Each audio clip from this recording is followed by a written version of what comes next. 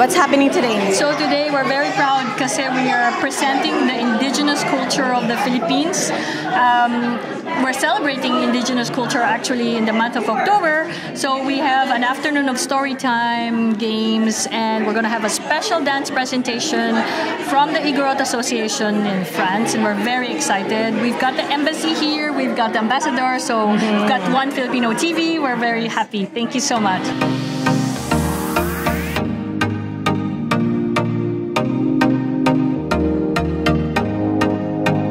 Pakilala po. Magandang hapon po. Ako po si Eduardo Jose de Vega, inyong tagapaglingkod dito sa Pransya, sa Paris, bagong ambassador dito. Ano po ba ang nangyayari ngayon? Well, ito ay isang kasama sa celebration na tinayo ng Aklat Paris para sa pagdiriwang ng National Indigenous Culture Month, no? Itong Oktubre, no?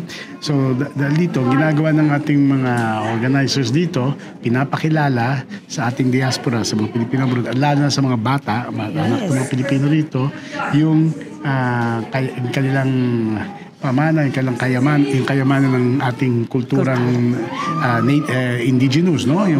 Yung sariling atin, at para lalong makilala ang kulturang Pilipino, hindi lang sa mga Pilipino pero kundi sa mga tiga rito na nandito po para maging saksi sa itong evento na to.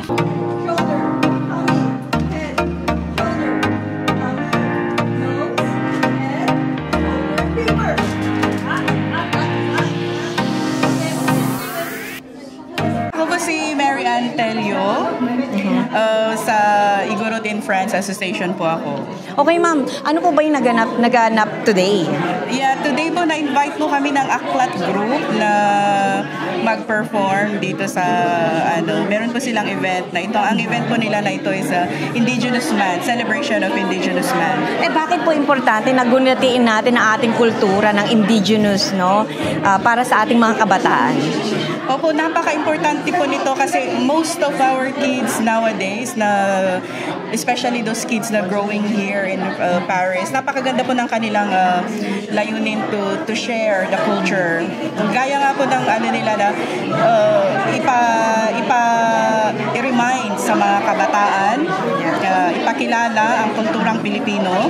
At ito nga po ay, ngayon nga po ay Indigenous Month, at gusto po nilang sa mga kabataan na we have a lot of indigenous people in the Philippines. Okay.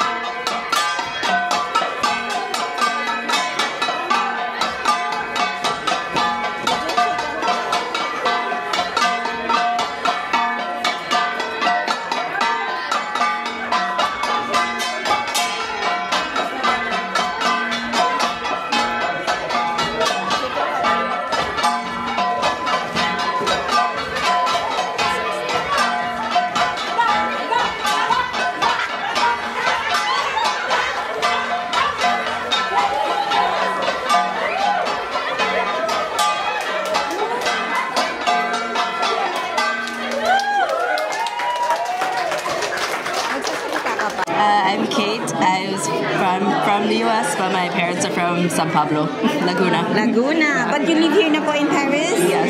Okay. Do you have kids here in Paris? Yes, a 5-year-old girl, 3-year-old boy. Okay. So tell us po, why do you think it's important to have such event like this for our kids who's growing up here? So my kids can feel close to their Filipino side of their culture and learn the traditions, even when they live far away from the Philippines. Yes, I'm Casey Kiazon. Yes, I'm a mom. I'm a mom of two beautiful girls. So we're invited to attend this very precious event. Okay, ma'am.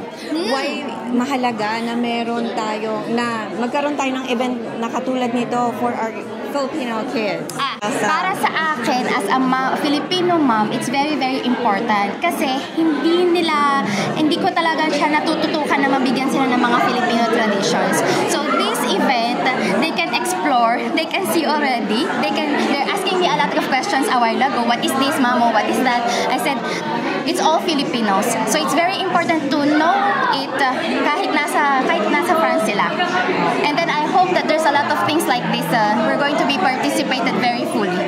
Yeah. Hi, I'm Kathleen. I'm part of the ACLAC group here in Paris. Yeah.